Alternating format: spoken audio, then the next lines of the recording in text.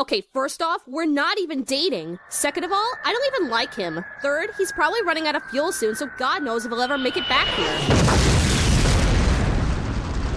I'm back, bitches!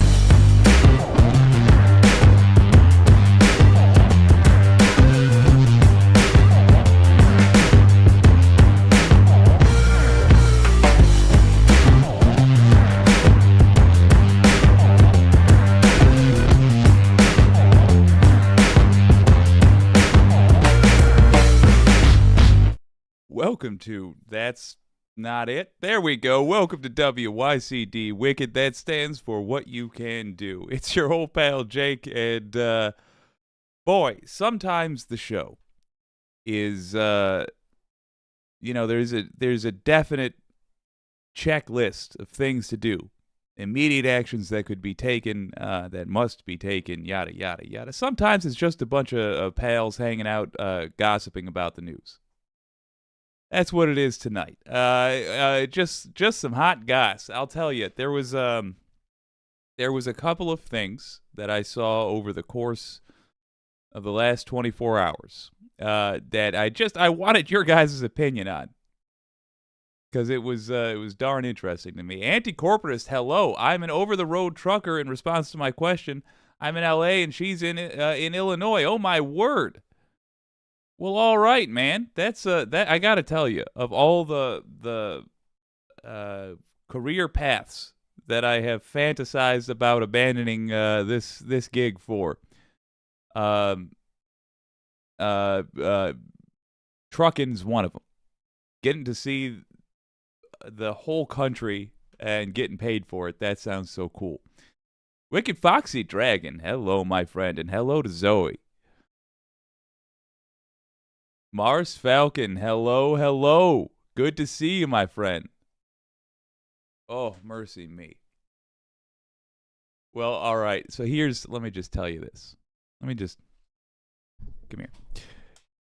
So look, I saw this from Lawrence O'Donnell. I should probably record it, so I will. But I gotta tell you, he might be right. I hope he's right. Maybe. We'll see. Let's record this. I'm gonna tell you what we're talking about.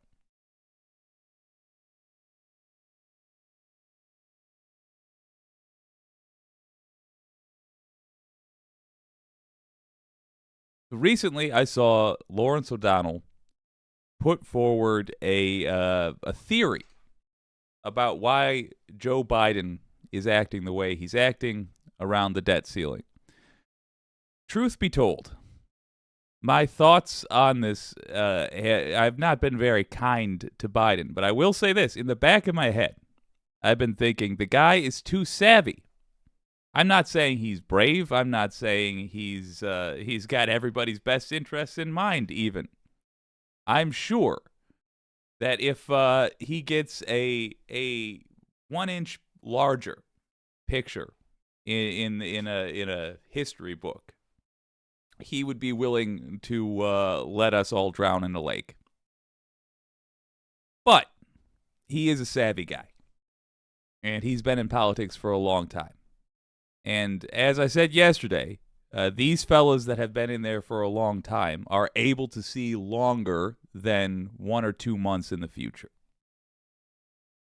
To that end, to that point, whatever, Lawrence O'Donnell put forth a strategy that Biden might be following. I'll tell you, I don't agree with it, but it does make me feel better.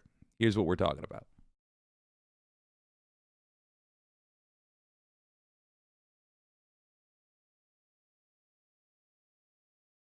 Good Lord. Here's not what we're talking about. Let's try this again. Oh, it's all wrong. Oh, well. Stand by, y'all. I have to drop this in Premiere later. Okay. As long as we're vamping and as long as this part's going to get cut out. Oh, good God, I gotta tell you. Animating is not as easy as the people who sell animation software would have you believe. Little pearls of wisdom there. Okay, here we go. We're all set. Let's try this again.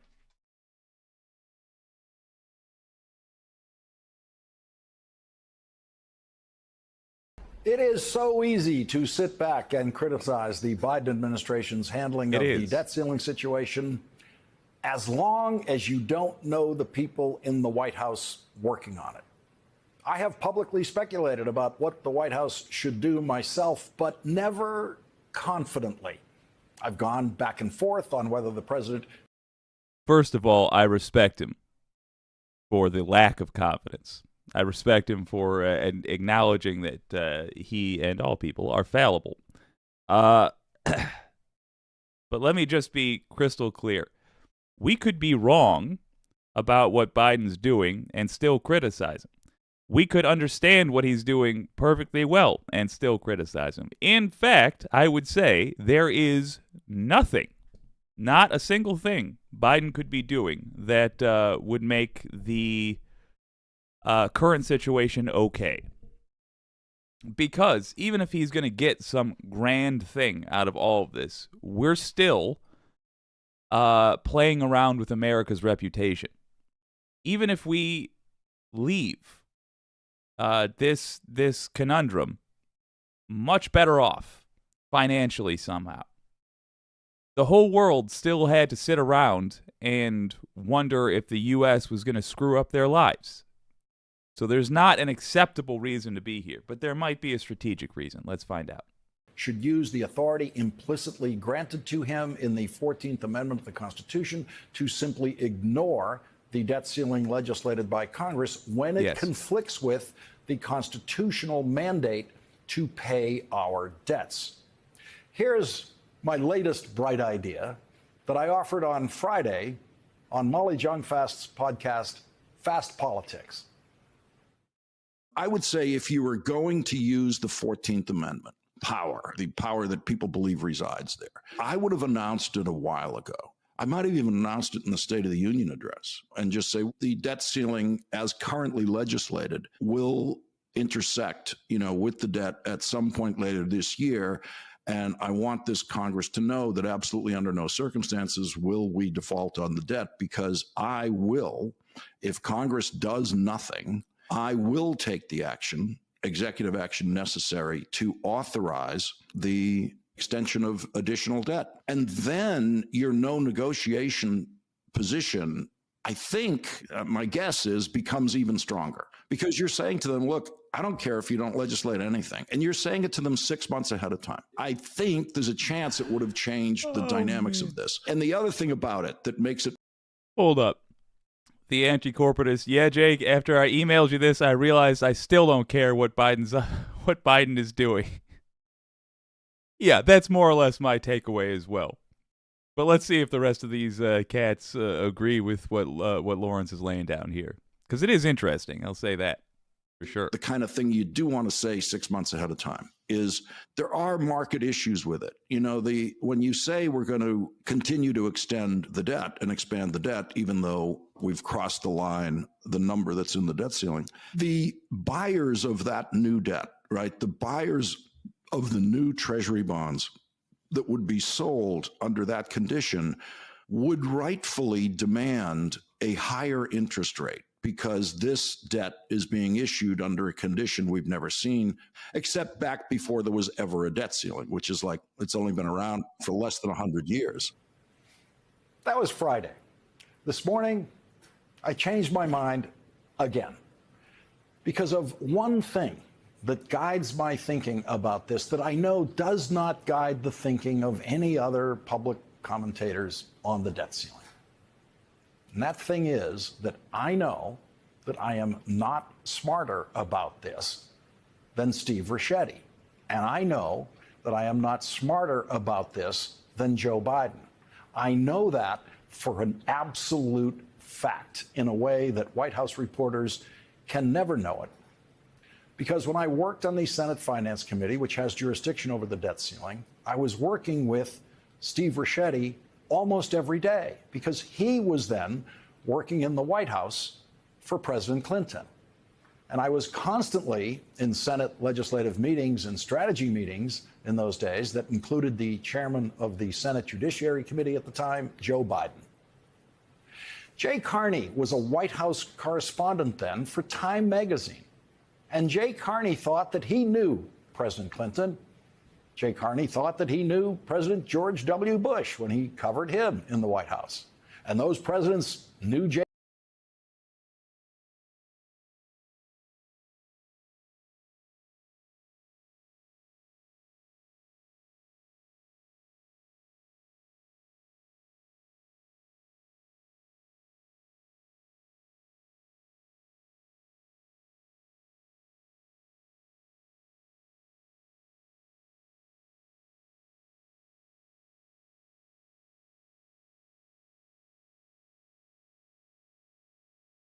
Carney's name, and he really thought he knew them. But when Jay Carney crossed the line from reporter to White House staffer in 2009 to work for Vice President Biden and then become President Obama's press secretary, Jay Carney discovered that he knew next to nothing about the politician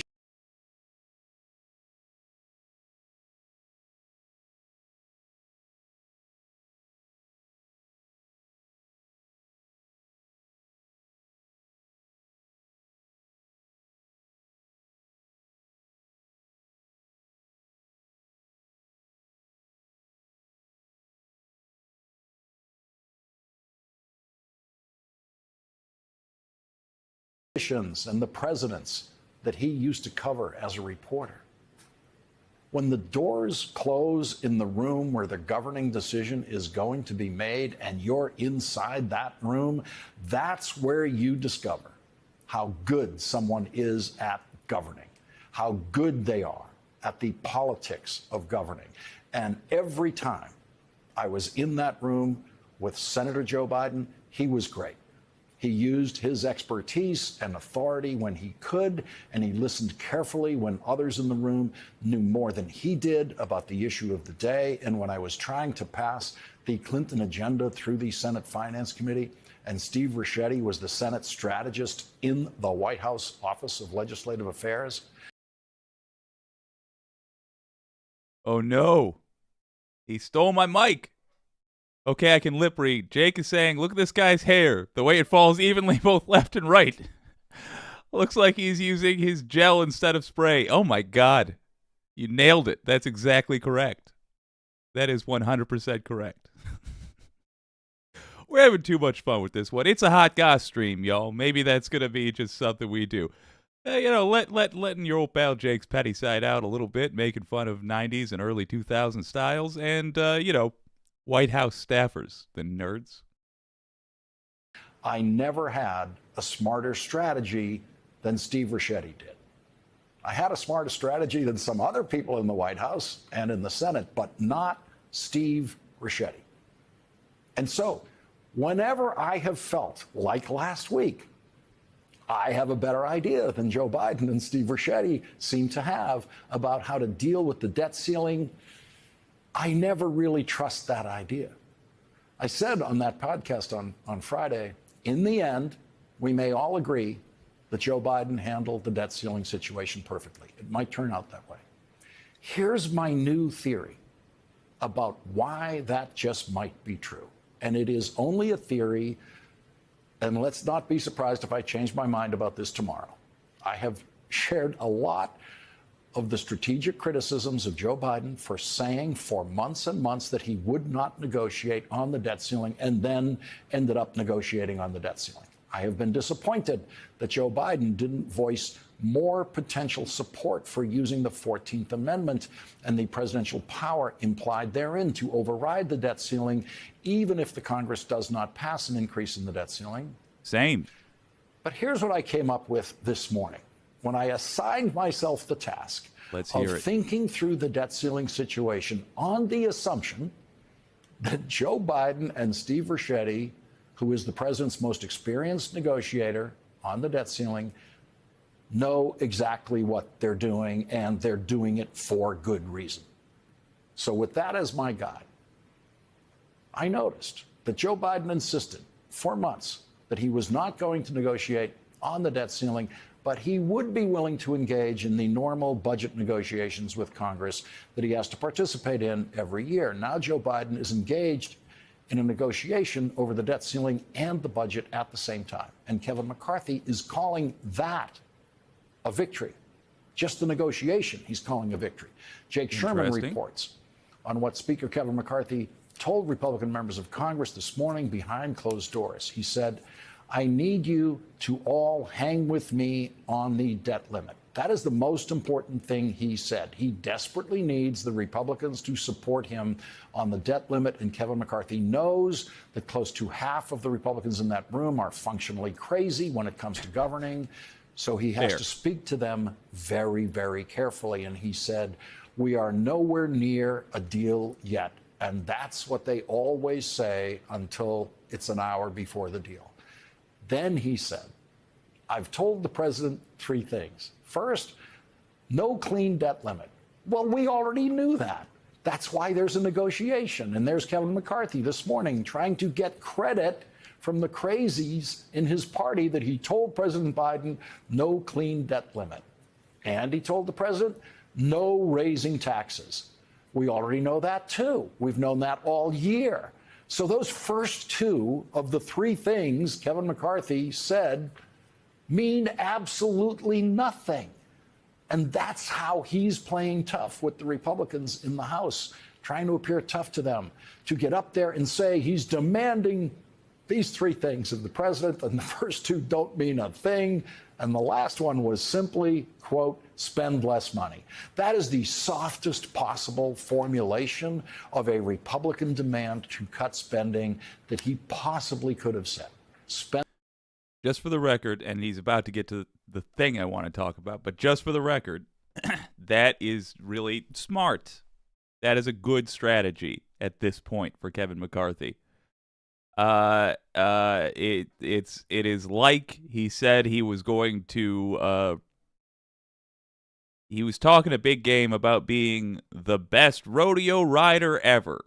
And then we actually went to a rodeo, and he's saying, I'm proud of us for going to this rodeo, which is the main thing that we wanted to accomplish, and really downplaying the fact that he ain't going to get on that bull.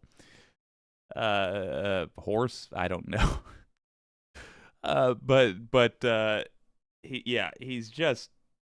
He doesn't have the ability to do what he said he would do, obviously. So it's probably wise of him to be downplaying what he's trying to accomplish. Less money. Making it more Not general. Cut domestic spending by 25%. Nothing drastic in that phrase. Spend less money.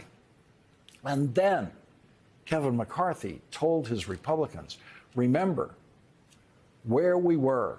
They refused to negotiate. Kevin McCarthy wants credit from the crazies in his party that he got Joe Biden to negotiate. He wants them to think just having the negotiation is a victory. And Joe Biden has handed them that victory. And Kevin McCarthy needs them to think that having the negotiation is a victory, because Kevin McCarthy knows he's not going to be able to obtain from Joe Biden anything close to the demands of the crazies in the Republican Party. Kevin McCarthy then said, they made a mistake not to negotiate. Let's stay strong together. And then Jake Sherman tells us that Kevin McCarthy also showed a video with a chronology of Democrats saying they wouldn't negotiate. In other words, Kevin McCarthy spent that meeting stressing to his Republican members that they already have a victory just because they have a negotiation. Joe Biden gave them that negotiation, and he gave up nothing in giving that negotiation. Later today, Kevin McCarthy was asked what he was willing to give up in the negotiation, and he said, we are going to raise the debt ceiling. In other words, raising the debt ceiling is a concession to the Democrats in Kevin McCarthy's view, which is, of course, ridiculous, and Kevin McCarthy knows it. But there's a good point being made here. I'd like to recap what he is, all however many minutes of that video in 10 seconds. Joe Biden is a savvy guy. He's got a savvy staff. Kevin McCarthy dug himself a deep hole to climb out of when he said he wasn't going to raise the debt ceiling. Joe Biden and the Democrats said they weren't going to negotiate on the debt ceiling. Then Joe Biden and the Democrats negotiated on the debt ceiling. Now Kevin McCarthy is saying they are going to raise the debt ceiling, and it is playing up the negotiations themselves like they are the victory. And he's gotten very vague with what they are trying to accomplish. Okay, that brings us up till now. By the way, all of this pageantry, and the anti-corporatist seems to be in the same boat here, the same set of opinions. All of this pageantry is GD ridiculous. It's ridiculous. All of this was a big show. And the entire time, the world is watching us. The world is watching us. So, to be continued, here's what Lawrence thinks it's all for. He does have enough Republican members of the House of Representatives who understand that raising the debt ceiling is necessary.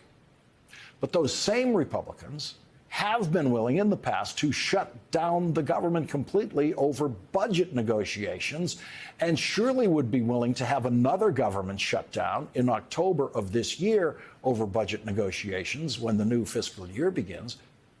So we have all been portraying Kevin McCarthy as using the debt ceiling to get what he wants from Joe Biden. But what if it's the other way around? What if Joe Biden and Steve Ricchetti are using the debt ceiling to get what they need from Kevin McCarthy?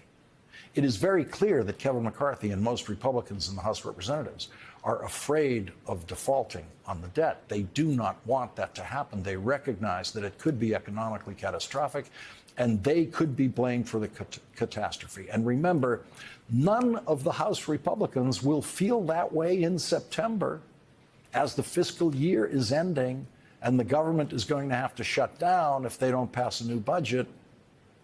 They won't worry about that because they've all done that before. They've all happily forced the government to shut down, and they didn't lose elections over that. No Republican will ever lose their seat over shutting down the government. They know that after a government shutdown, everyone is pretty much made whole. Any federal workers who weren't paid during the shutdown get their back pay, and it's all forgotten very quickly. Not so with the debt ceiling.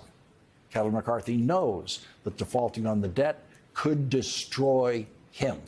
And so Joe Biden has the debt ceiling to force Kevin McCarthy into a negotiation over budget issues that could head off any possible government shutdown later this year. And if Joe Biden can make that work, then that is a much better outcome than using the 14th Amendment and simply declaring the debt ceiling null and void and engaging in some kind of court battle for at least the rest of the year over any of the debt issued through presidential power instead of congressional power. And in September, President Biden, even if he did that with the 14th Amendment, would still face the possibility of a government shutdown over budget issues. What if President Biden can solve both of those problems now, using the leverage of the debt ceiling against Kevin McCarthy? And yes, it would involve some kind of spending cuts because the Republicans do control the House of Representatives. And at no time in our history has a president and a Senate controlled by the other party been able to force the House of Representatives to do what they want them to do. There must be compromise with the Republicans eventually in the House of Representatives with the budget, on budget issues. And Joe Biden has leverage in that kind of compromise now with the debt ceiling that he will not have in September. It is entirely possible that if I were working in the White House tonight as Steve Ricchetti's assistant, I would believe that the president has full constitutional authority through the 14th Amendment to ignore and override the debt ceiling when it comes into conflict with paying our debt. And at the same time, I could be advising the president to not use that power. Okay, so do you get that? My understanding from watching this a couple of times is that Kevin McCarthy was bluffing now. Okay, cool. Kevin McCarthy was bluffing now, and Joe Biden is taking advantage of that, in Lawrence O'Donnell's theory here, to make sure that when it comes time to put up a budget, it's in a couple of months, it goes smoothly. Yeah, that makes sense. That seems like the sort of thing I've been hearing all my life. Yeah. The problem, as I sees it, is that is the sort of thing I've been hearing all my life. That's the sort of thing that that Washington insiders brag about. They get real proud about. You know? Oh, what a clever guy Joe Biden is. The thing is, to me, first of all, it would be insane to assume that a deal made with Kevin McCarthy has any meaning beyond your ability to hurt Kevin McCarthy. A handshake means nothing to this guy. You can't take him at his word. Of course not. So I don't know why you would bother. Because the debt ceiling, soon as that's done, as soon as that's in the past, Kevin McCarthy will forget that he agreed to do anything to get out of it, if that is the strategy that Biden is pursuing. And it makes us look weak, which makes us literally weak. It makes it look like a sane person has to constantly bow and scrape to MAGA crazies. And I'll tell you, it feels like all of this could have been avoided. All of it. By just saying what was happening the entire time. Now look, maybe this really will avoid some sort of argument over the budget in a couple of months. Maybe it will. I mean, those shutdowns are brutal. One thing he doesn't mention when he talks about how the people get their back pay eventually, he doesn't really mention what happens if you miss a couple of bills because you're a government employee and you don't get paid for 2-3 weeks. You get overdraft fees. Your credit takes a hit. Maybe you don't pay rent to your landlord and you got, Doris Day for a landlord and she forgives you. But guess what? Then she doesn't have the money you were going to pay her for rent for those 2-3 weeks. What doesn't she buy in the economy because that money's not in her pocket? That money stopped moving.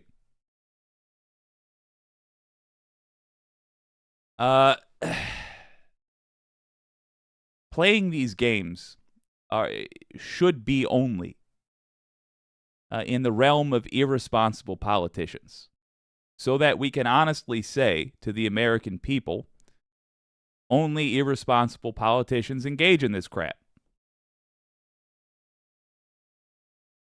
I understand that Lawrence is saying, no, Joe Biden's being clever here. And I say, yeah, it might be a clever solution, but an honest one is preferable. Because the vagaries of these games, the details, the nuance, all of that's where Republicans live. That's where Republican careers are grown. In the moldy crevasse, the cracks in between what you're supposed to be doing. That's where Republican careers are grown. We can't let them have it anymore. We just can't keep playing these games. Honestly, this sounds like this makes more sense to me given Joe Biden's history, given how savvy he is, this makes more sense to me than anything else I've heard. Yeah, it's some clever backroom maneuvering. But the maneuvering itself, to me, is more destructive than whatever it's going to fix. I don't believe, by the way, that it will accomplish what Lawrence suggests it will accomplish.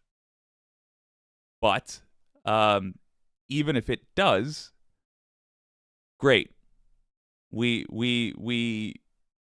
beat a bunch of scumbags at a scumbags game. Then the thing we'll be telling the American people who only half pay attention is that our deceitful strategies are somewhat more effective than the other guy's deceitful strategies. I think America is done with that kind of politics. Instead, use the debt ceiling to force Kevin McCarthy into a much more pressurized version of a budget negotiation and a budget agreement, one in which Kevin McCarthy actually is able to proclaim to his Republican members of the House that just getting Joe Biden to negotiate is a victory in and of itself. That's it. That's my theory of the case, working on the assumption and the fact that Joe Biden and Steve Ricchetti are smarter than I am about the debt ceiling. Make a deal on some spending cuts with Republicans now, using the debt ceiling as leverage against Kevin McCarthy in the same way that Kevin McCarthy thinks he is using the debt ceiling as leverage against Joe Biden, and use that agreement to try to avoid a budget negotiation. Okay. I would love to see what you guys have to say, because this is just one I want to talk about. This isn't Biden's first rodeo, says Janie Buck. Wireless Mike says it sucks, but it makes sense. Anti-corporatist responding to Janie Buck, yes, but does he remember that it is? Yes, but does he remember that it isn't his first rodeo? You got the jokes today, man. You gotta be rolling. Anti-corporatist says it's not that Kevin is bluffing; it's that the donors give a about the U.S. defaulting on the debt and ruining the world economy, whereas they don't about the budget. True. Janie Buck, it's not fair to millions of people who took him seriously. I am so sick of their nonsense. Yes, me too. Wireless Mike, but it seems to be the way the game has to be played when one side isn't playing by the rules. Yeah. I mean, here's what my complaining doesn't solve. My complaining doesn't solve the failure to raise the budget down the line. I don't think, first of all, that Biden's the proposed strategy that Biden might be doing, I don't think that solves it either, because that relies on us being the sane people and the people negotiating on our behalf. In this case, Joe Biden. Having some threat over McCarthy and making a deal while we have that threat, and then assuming that McCarthy will stick to the deal after the threat goes away. Of course he won't. Why would he? Or rather, if he does, it'll only be because in that moment it's politically beneficial to him. And so then what's the point? Similarly, I would rather have these problems crop up organically so that we really can deal with this once and for all. 2024. If we suffer in a few months because the Republicans do Republican things again, that's unfortunate, but the answer is not to play more games. The answer is not to make it look like Republicans are negotiating about this or that when really it's about this or that, and Democrats are... No, just speak honestly, for God's sake. talk to the American people, treat them like grown-ups, report back on what's going on honestly, and have all of these people remember that they are our employees. Meaning they are supposed to be in Washington representing our interests, and part of that means being honest with us about what they are doing and why they are doing it. Don't play games with this. And by the way, in this entire thing, America continues, the United States continues to look foolish, to look weak, because it is. It is. Heartbreaking. Look, the thing you can do about this is straightforward. Vote as far left as you can in the primaries next year. I know, it sucks. And by the way, I think the pressure of telling Biden to use the 14th Amendment is good. Because it is the American people communicating to Joe Biden that we would, first of all, that we're paying attention. 10 years ago, nobody would even know that the 14th Amendment has a clause that relates to this. Nobody would. Now it's like a common Google search term. It's amazing. So it shows him that we're paying attention. That's huge. You act very differently when the boss is watching you work. Well, we're the boss. We're watching him work now. Every moment of every day. Because the Democrats are notoriously bad employees. At least they're not totally criminal like the GOP, but, you know, they're still, we got to be honest about what they are. And it's an important job. But it also tells him what kind of politics we would prefer. We prefer Dark Brandon. We prefer direct confrontation. We prefer an honest fight. That has been, I think, the way we've always wanted things to go. We've always expressed with our words that we want, but never with our actions, because we always fall for this stuff. We always let this what do they call it, brinksmanship, be the standard way of operating. And now we're at a point where, I mean, if you look at like a chart of U.S. government functionality, all kinds of things that have never happened before that are minor catastrophes have happened. Our credit rating got downgraded thanks to Republicans a couple years back. Then we missed paying government employees. And then it happened again. And it's like watching a car slowly break down. More and more going wrong with it. We can't continue on like this. We have to fix the way that we operate. Boy, Gavul.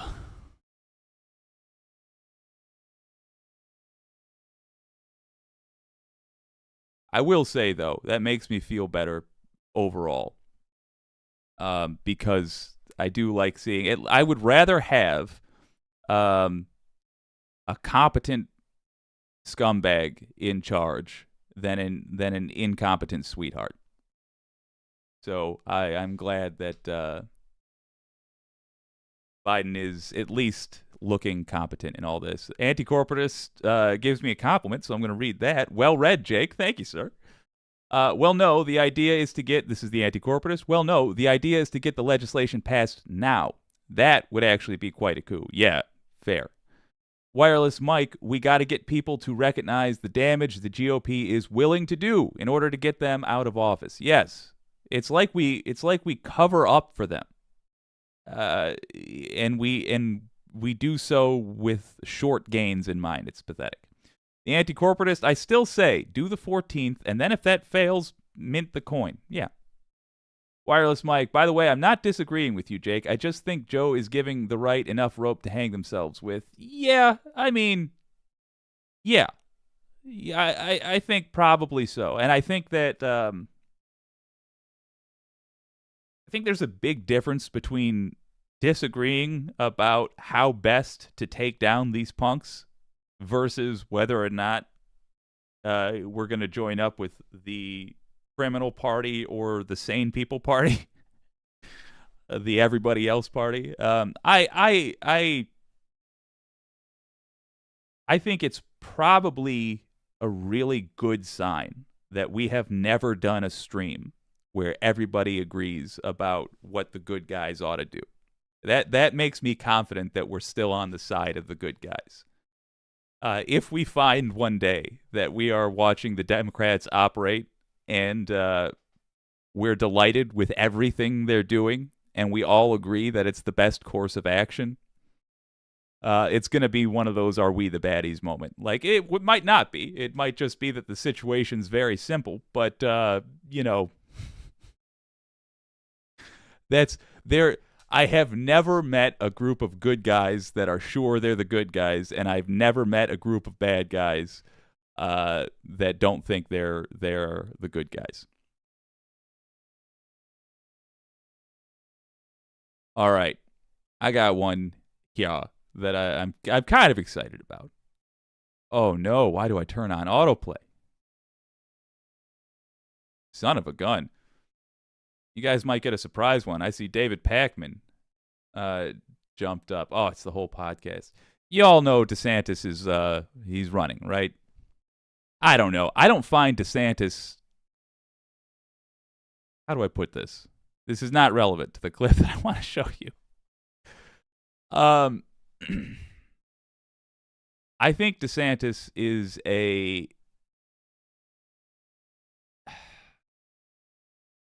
I think he is more dangerous than people give him credit for. I think people talk about Trump all the time. You're in a free bonus thing here. Just real quick, want to throw this out there. I think people give him. They acknowledge that he is not as popular as Trump is. He just doesn't have that charisma. But what terrifies me about this guy is that he is the template for what Republican politicians are going to be going forward. And the real question, not even recording this, maybe I should. Yeah, maybe.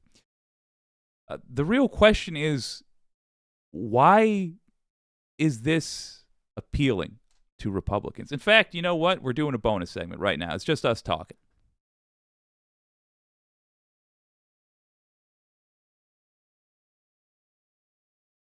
All right, bonus segment, wicked audience. Calling it just us talking. Just chatting with the audience. Haven't done one of these in a while. Here's my question. This is we'll watch a clip in a second. But why do Republicans act this way? I know why the politicians do. All right, so here's the entire history of GOP politics, modern GOP politics in 10 seconds. Republicans, in a damn near naked attempt to rob the American people and give tax breaks to billionaires, made minorities into scapegoats. And they were so successful at it that the Republican voters began to care only about attacking minorities. Then, because that's what the voters cared about, politicians who cared only about power began to appeal by genuinely attacking minorities instead of paying lip service to it. They made the priority, in other words, attacking minorities, instead of having the priority being giving tax breaks to billionaires. And now we're here. And my question for you, and what I hope you guys have some suggestions for, because I got nothing. And it plagues me. Why is this such an appeal? It's not just minorities, for the record. It's truly anybody. Republican voters like cruelty. Let's just say it as it is. Republican voters seem to enjoy destruction and cruelty and really just anything that makes people's lives worse. That's that's an appeal to them. And God, please correct me if I'm wrong, but that is, I'm not exaggerating to make a point this time. I'm being honest about my assessment. To me, it really does look like Republican voters vote for cruelty. And if something can make people's lives harder, they'll tell you the excuses they have for why it's actually a good thing, Secret Susans. But they get caught up in their own reasoning. You've seen how many interviews now where somebody says, okay, is this really happening? Okay, then what about this obvious thing that shows that it's not happening? Then the person goes, okay, what about these contradictory views that you just expressed and how they are totally contradictory to each other? How do those both exist? Republican voter, because they're lying. Because they're lying about why these things, it doesn't matter to them. To me, the observation is, if it's cruel, if it hurts somebody, if it's destructive to the United States, if it's destructive especially to the rest of the world, Republican voters will be excited by it. And you'll have to, if you can help somebody with a program, you'll have to justify it in some way other than it helps somebody. Even if it doesn't cost a dime, you have to explain why helping that person is in some other way beneficial. Because helping people is a negative to GOP voters. I don't know. I'm going on and on about what bad people they are. Here's the thing. It takes energy to be that evil. So it must not be the case. I must be misreading this. But I don't understand how. I don't get it. Tell me. What do you guys think? I'm looking at the live audience. Did I miss, Cortez Crimson says, did I miss the DeSantis' Twitter announcement discussion? I think you're just in time. Ooh, let's find out. Let's figure this out.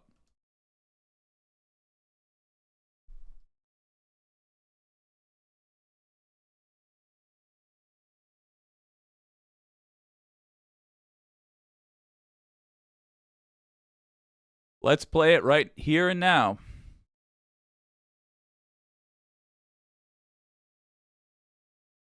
Ooh, maybe not.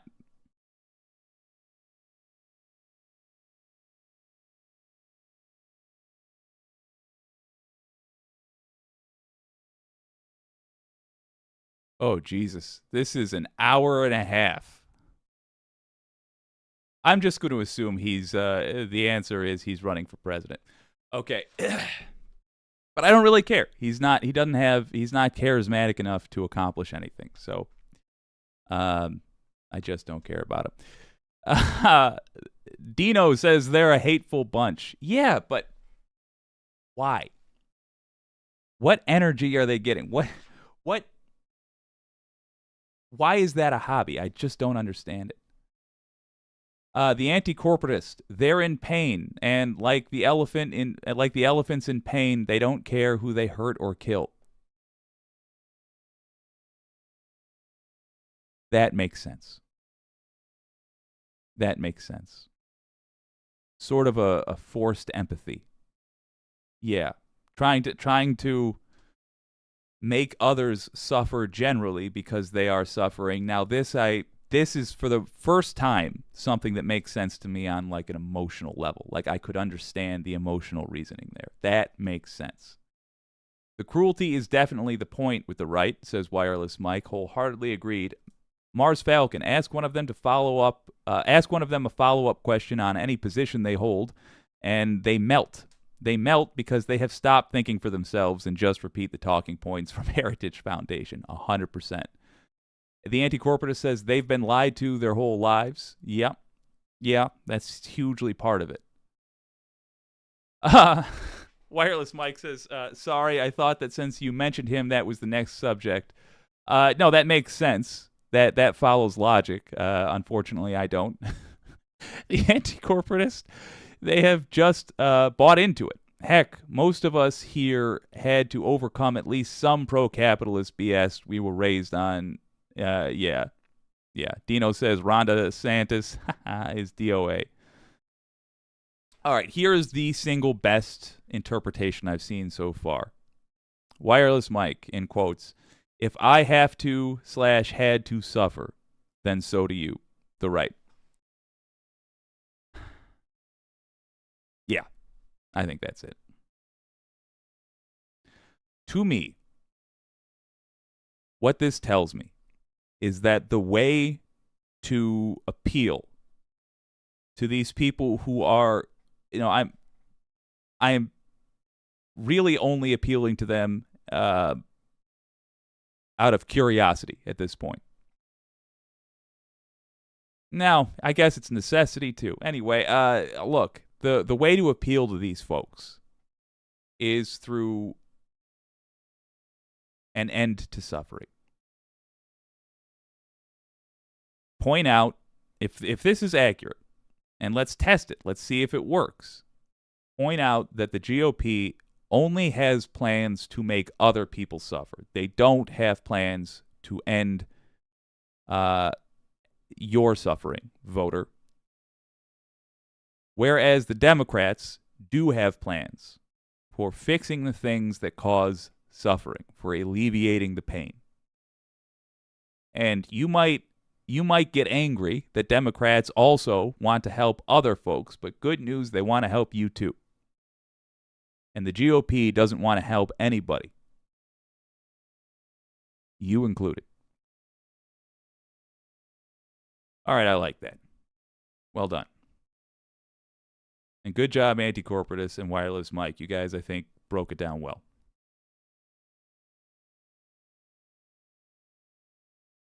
Got another segment. Let me set this up. Long as we're here. Long as we tracking.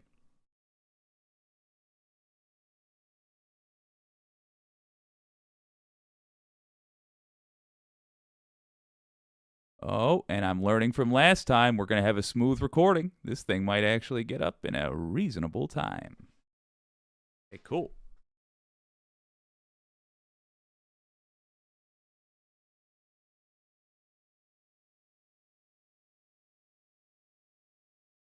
There's a gentleman, Michigan lad, I'm proud to say, named Jeff Waldorf. I watch his show frequently.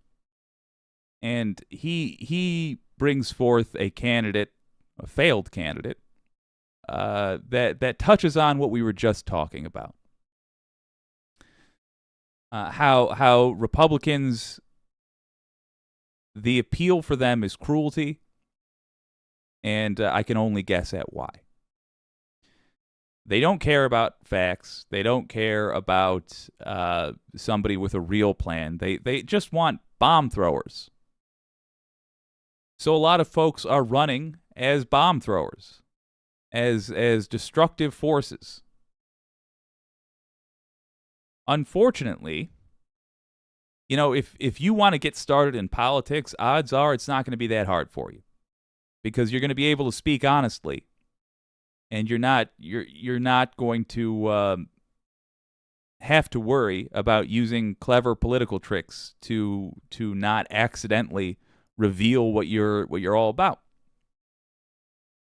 But unfortunately, for folks trying to get started on the right, and very fortunately for the rest of us, they don't understand that you do need some nuance to lie and get away with it. And Jeff Waldorf with Waldorf Nation points that out.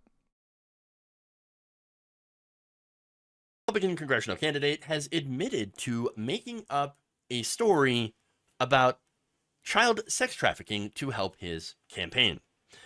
So, first, I remember doing this story a while back, and, now we have this person, Ryan Darkwhite. I'm not kidding, that's his name, who ran a Senate bid in Maryland under a different name, John McGreevey. John McGreevey, Ryan Darkwhite, whatever you want to call him, also referred to himself as the Patriot Whistleblower. So he's got a lot of different names, all right? Now, he claimed that he had witnessed in a adult bookstore despicable acts of child abuse and exploitation. And again, it turns out that no, that was not true at all. Now, this got the attention, however, these claims of QAnon and other right-wing figures who claim, constantly that there is a massive pedophile ring in this country driven by Democrats and the left. By the way, that is part of it. We were talking earlier that the cruelty is the point, and we were asking why with Republican voters. It was also pointed out that they've been lied to a lot, and I think both things are true. I think Republican voters, for whatever reason, either they come from a culture that is all about this, or it's just who they are. They are suffering, and their response to that is to try to make other people suffer because they do not believe that there is an end to the suffering for them. Okay. Nihilism, in other words, the worst kind. But there is also this. They're gullible folks that have been lied to. And by the way, when I call people gullible, let's just be clear. In fact, with nearly every insult I dole out here, there is no worse offender than your old pal Jake. There was a kid in 3rd grade that told me gullible was not in the dictionary, and I looked it up, and I read the definition, and I still didn't get that he was making fun of me. And then he explained to me how he was making fun of me, and the very first thing he did after explaining that, because he was a friend, he was trying to get me to chuckle, the very first thing he did is say, but it is written on the ceiling. There's nobody more gullible. And it's fine to admit that, Republican voters. It's fine. If you got, it's all right. The sun still rises. But shit, they are a gullible voting bloc. I mean, just about on par with your old pal. And they fall for this stuff all the time. If there's a Facebook post with a wild accusation, you will have to wrestle them back from the brink as they firmly believe whatever somebody's psychopathic uncle said. Maybe you want to actually check in the churches, that's where, and in the Republican Party, because that seems to be where a lot of the pedophiles are. Not all of them, but a great majority of them. So now, it's funny because some of his allegations also included Mike Pence. Mike Pounds. Exactly. And Chief Justice John Roberts, who were apparently in on the massive child sex exploitation ring. Those men, notorious lefties, I hear. But he admitted it, that it was a lie. I know. Oh my God! He admitted!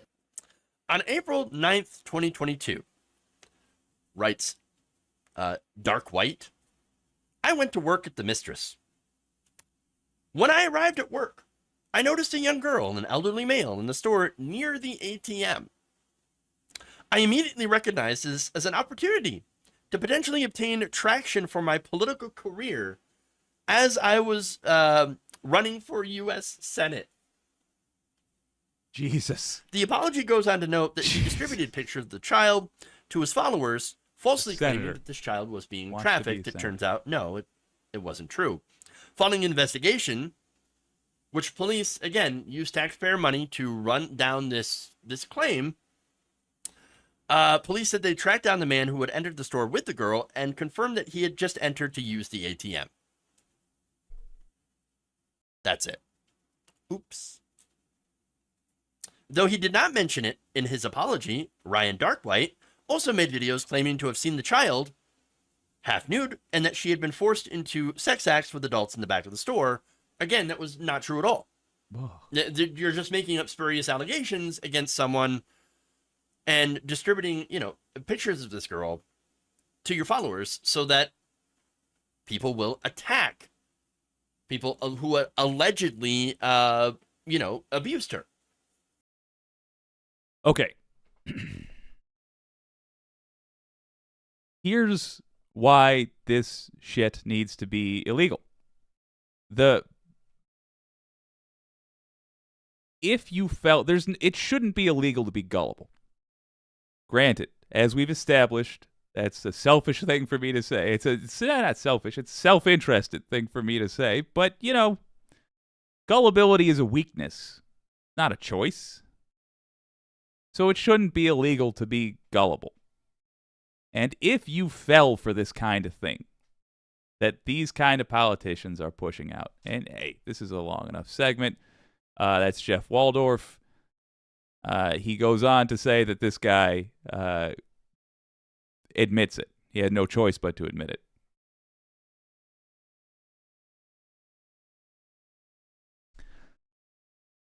But look, if you believe the kind of crap that politician, thank God, failed, and others like him are peddling, what would be a reasonable thing to do? You're looking around, and you think there's a bunch of kids getting diddled by sicko adults, and nobody's doing anything about it. What do? Will you do some terrorism? You fall for what this guy is saying. You could say that a reasonable person would engage in crime. Now, there's a standard in the law that goes something like, what would a reasonable person have done? Like for measuring whether or not something should be illegal. But obviously we can't have people attacking randos on the word of politicians. So where in the chain of events, where has the crime happened? The liar. Who's lying? This is why that is stochastic terrorism. You're assuring that somebody somewhere is going to commit an act of violence by saying these things. Now look, it sounds like that guy's intention was not to get people to go out and do acts of violence. That guy's intention was to get people scared to go vote, and then, to out of fear to vote for him.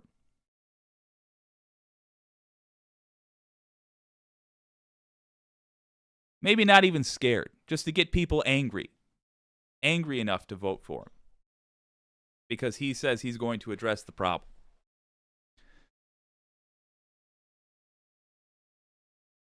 We need, and I got to tell you truthfully here,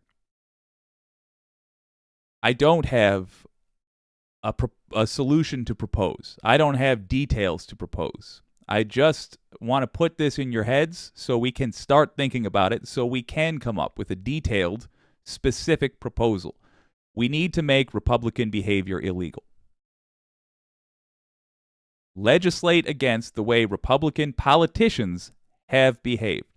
We cannot just let it be accepted that somebody can lie constantly, knowingly, can say outlandish things that are untrue, and get away with it. We cannot have demagoguery like this be accepted. We've made it clear. Now that apparently the whole world pays attention to politics, great. We have made it clear that there is a difference between debating how you want to handle reality and debating what is reality.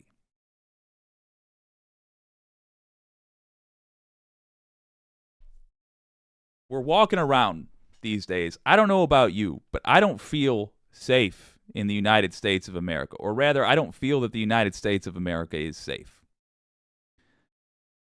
Everything I see happening in politics feels like it's life or death, because it is. For a lot of folks, if a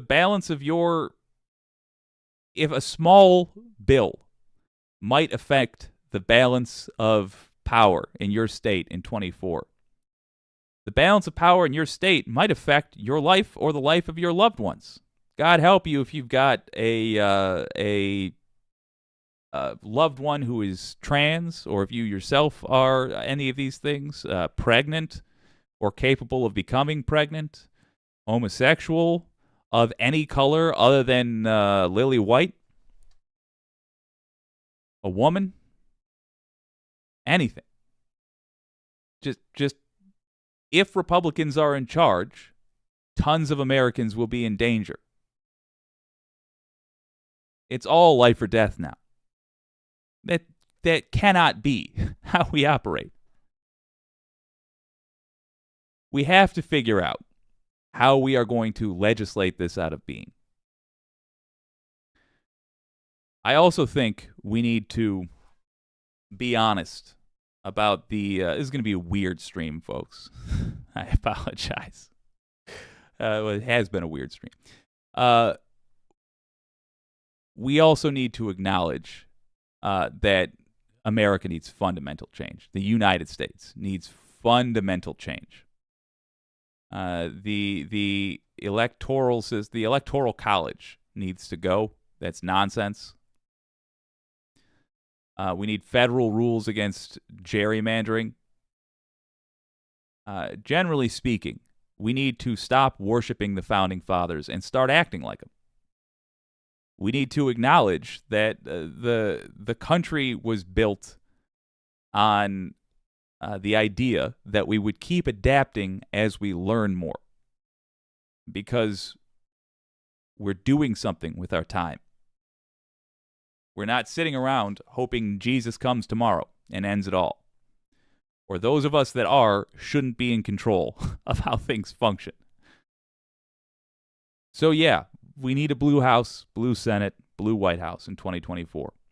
We need to have a massive, massive get out the vote effort that starts now.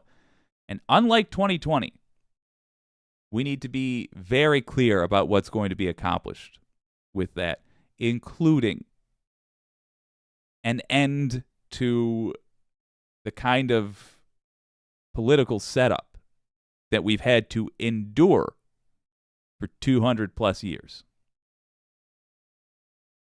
The first thing on the block, the first thing we got to deal with is making the behavior of the GOP illegal. This is an organization which knowingly lies, and it lies in a coordinated way. If they're lying in a coordinated way, RICO, the knowing lies are a crime. They are misleading the American people. If there is not a law on the books to deal with that, we need to write one. And I acknowledge we're playing with our freedoms here. But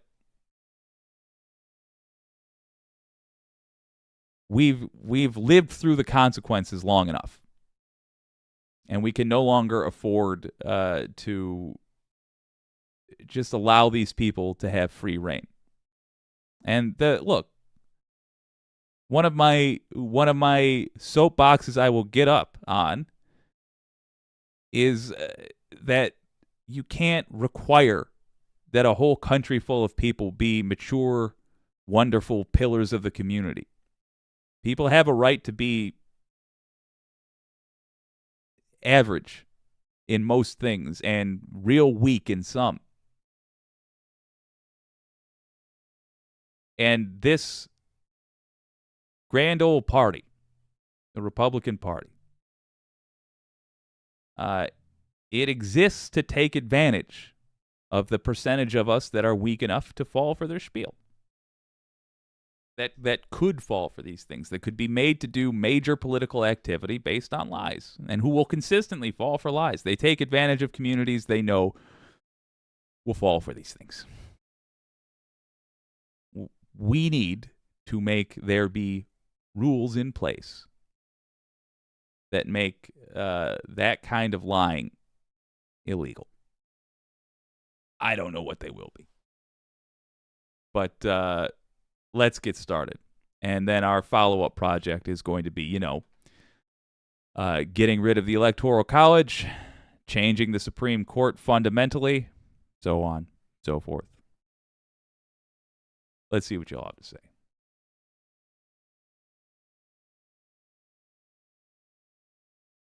Mars Falcon says, I used to believe... Actually. Yeah. Mars Falcon says, I used to believe this country was actually about growing towards true equality. I fell for it hook, line, and sinker growing up. Now we are literally going backwards in many areas. Yeah, agreed. Mars Falcon and Wireless Mike. Mars Falcon quoting, government does not work. Now elect me so I can break every part I can. Deregulate, deregulate, deregulate. Tax breaks for the rich. The right. Yeah, that's 100% correct. And Wireless Mike, he's summing up Wireless Mike's point there, saying right-wing policy is just self-fulfilling prophecy. 100% guaranteed. Yes, that's correct. Money out of politics. Absolutely. Look, Citizens Take Action is the group. Let me pull up the resources. Money out of politics. Yeah, Citizens Take Action has a plan for it. Let me just copy paste this right now. I would recommend you write or call your governor, representative, or senator and tell them I want you to endorse the Restore Democracy Amendment. Oh, that's a nightmare. Oh no. Folks, I apologize. Let's try this instead. Tell you what. This video right here has links in the description. If you go there, there are all the links handily put together. That is how you get big money out of politics. But we absolutely can and should. Oh my God, I was recording all of that. Got one more for you that I want to check out. This will be a little more structured this time. Oh, by the way, share that Jeff Waldorf clip. Share it with MAGA and mock him for it.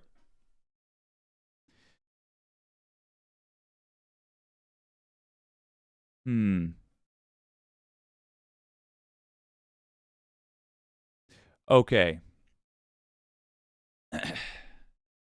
I'm not going to play this whole Amanda Gorman poem thing. Yes, I am. I keep chickening out, y'all. I do want to just talk about it, but I want to make sure I'm right. I want to make sure I'm remembering it correctly.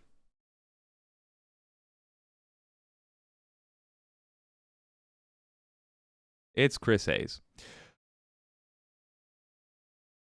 So here's the deal.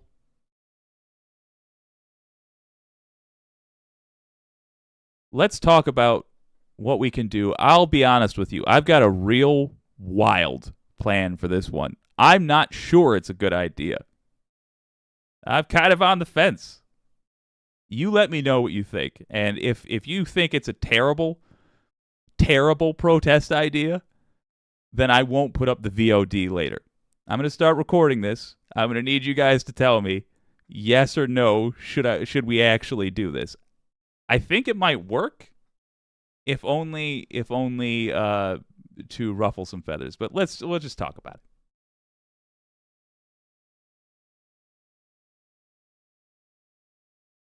Here is the riskiest idea I've come up with for getting some positive change in the United States.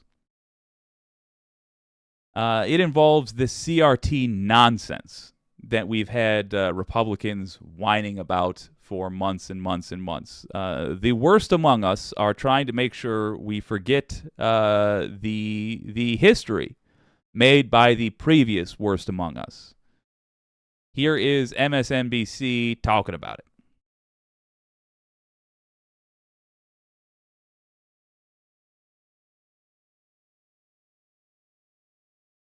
After January 6th, an incredibly poignant and powerful moment, 22-year-old Amanda Gorman stood up at President Biden's inauguration and read one of her poems. We will not be turned around or interrupted by intimidation because we know our inaction and inertia will be the inheritance of the next generation. Our blunders become their burdens, but one thing is certain.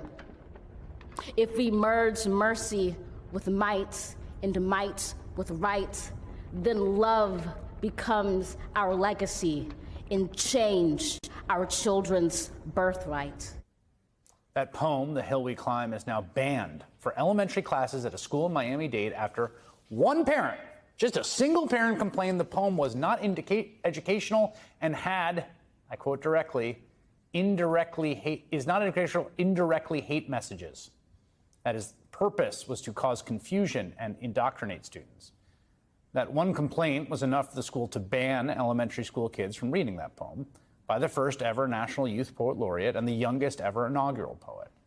And that was made possible by one man and his, facilitators in the legislature, Florida Governor Ron DeSantis. Tonight, Amanda Gorman has responded to the ban saying, quote, "I am gutted. I wrote The Hill We Climb so that all young people could see themselves in a historical moment. Robbing children of the chance to find their voices in literature is a violation of their right to free thought and free speech." She also urged people to speak out, pointing to a lawsuit her publisher has joined along with PEN America and others against another Florida school district in Escambia County that has banned books.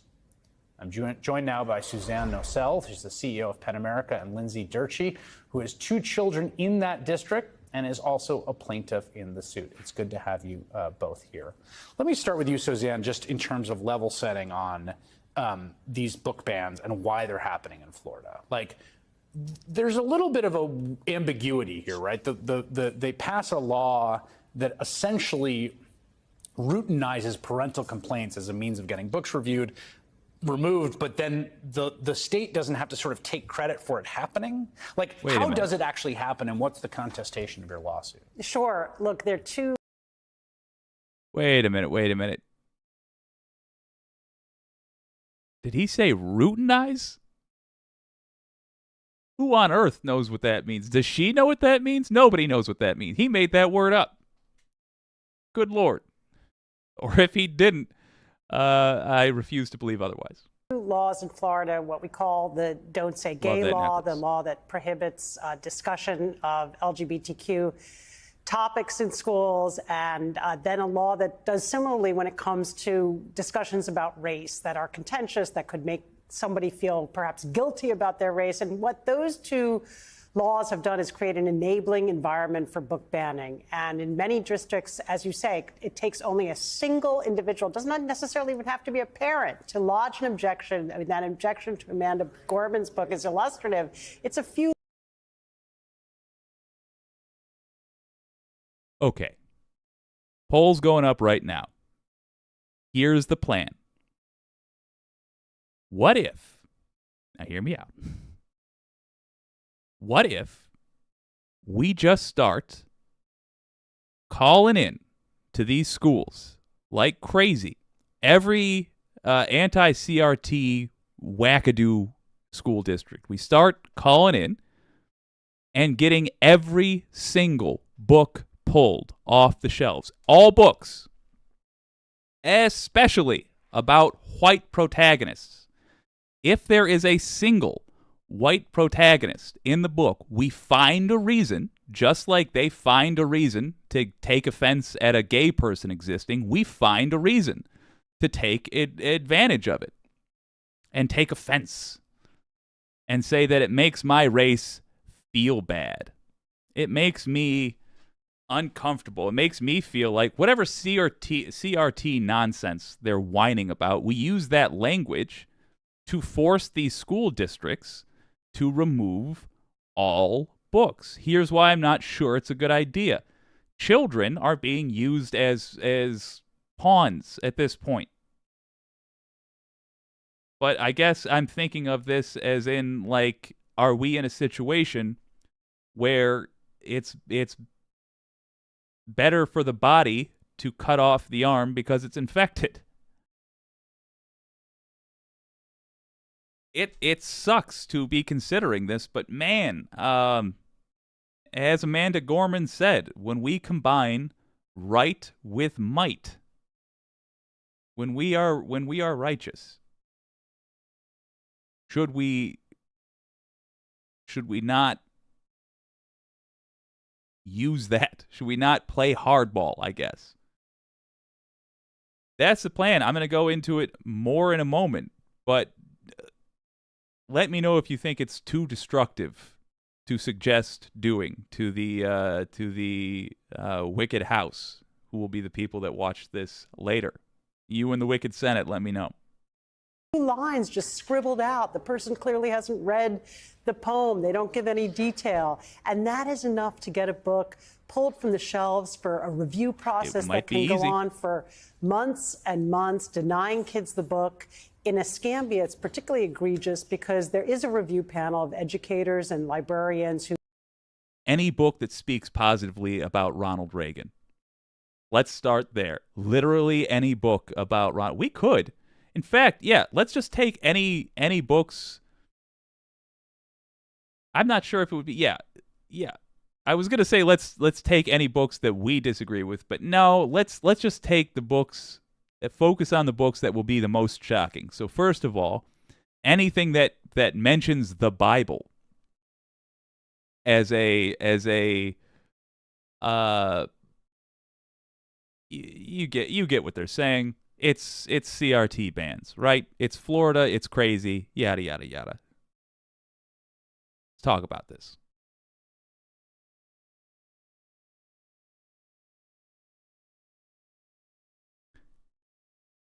What if we just take any book at all that is going to shock people? So you take, for example, any book that has a protagonist that uses religion as a guiding light. Yeah. We say Christians are always trying to make me feel bad about who I am. And this book shows somebody who does that according to their religion, or at least my intentionally skewed understanding of their religion. So it's trying to make me feel bad about who I am. That's against the law. Out. Get it out.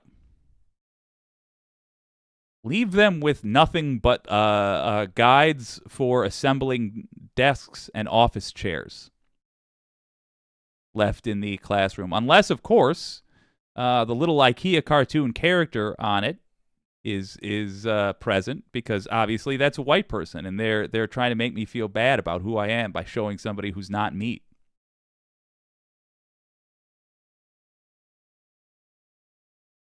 That's the general idea.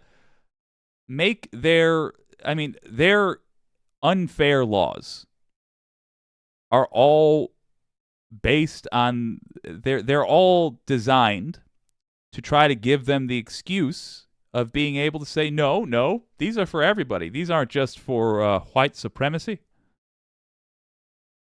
Followed by behavior that is absolutely white supremacist. They're all based on the idea that we're going to keep acting like decent human beings, and only they will use these laws to F with them. But remember the Black Panthers.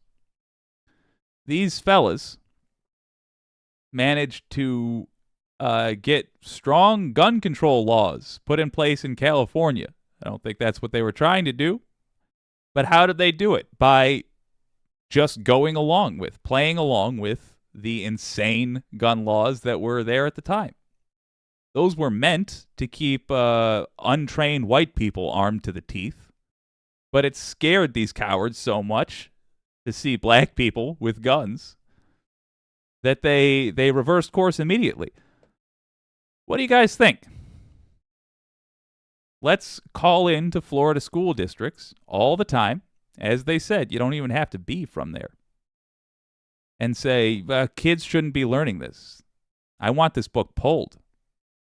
If you're in Florida, you've got a great opportunity here.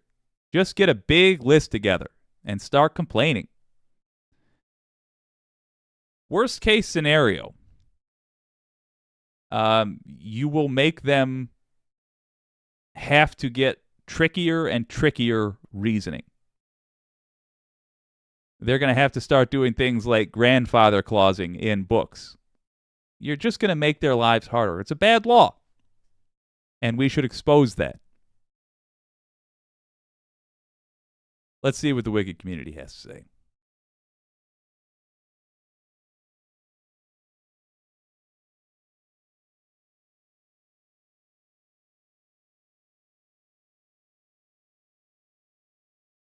%, yes, 17% no for the poll.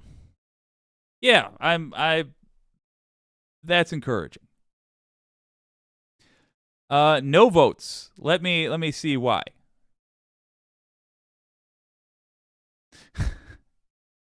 Mars Falcon. Nice, Jake. Johnny on the spot with the link. Thank you.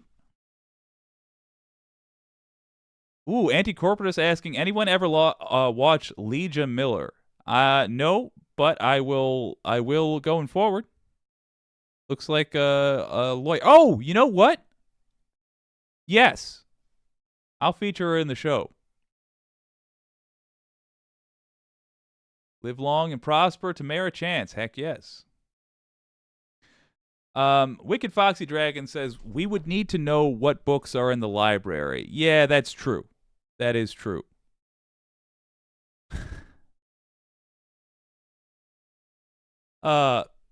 Honestly, says Wicked Foxy Dragon, the kids don't really read books. They read them on their phones. That's also true. But the principle of the thing needs to be dealt with. Dino says, we need to think outside the box, use their own reasoning against them. All books on the crucifixion. Yes. Ooh, Wicked Foxy Dragon with a link. Top conservative books for kids. Oh, beautiful. Yep. All right. Wicked Foxy Dragon, thank you. I am going to add that link to the VOD upload. I'm going to suggest that we do this. Per the poll, I'm going to put this up. And what I suggest we do, contact school districts that have CRT panic laws. And Wicked Foxy Dragon says, my comment was justifying us doing it. Yeah, I appreciate it. Ooh. Anyway, sorry, I'm reading interesting comments. But I'm gonna recommend that we charge ahead, that we write into these school districts with insane laws, get these conservative books pulled, make it hard for them to exist with these laws as they currently are. Well, y'all, it's been a weird day and a hell of a lot of fun. I'm not sure that we're gonna be exactly flooding the zone with VOD later, but I appreciate the talks we've had. Whole lot of opportunities in our immediate, near and distant future for effing with Republicans. The great news is we are on the team that is genuinely trying to help people.